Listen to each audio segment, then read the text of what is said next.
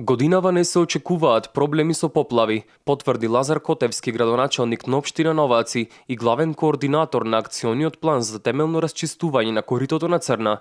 Минатата година оваа општина се соочи со големи проблеми и поплави кои нанесоа големи штети, но беа преземени чекори за санација на местата кои беа најпроблематични и во моментот состојбата е сигурна. Ние презедуваме на превентивна мерка за санација на река Црна од прошлите поплави кои ни зафатија во јануари и февруари.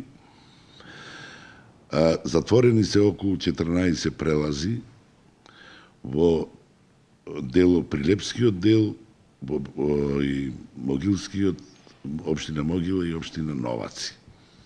Исто така беше преземена акција за чистење на коритото на река Црна од вегетација, бидејќи имаме тука многу крупна вегетација во Црна и тоа е завршено и чистено. Надлежните се надеваат дека нема да се повторат истите проблеми, а со врнежите кои ја зафатија Пелагонија во претходните месеци, санирањето на коритото на река Црна се покажа како успешно.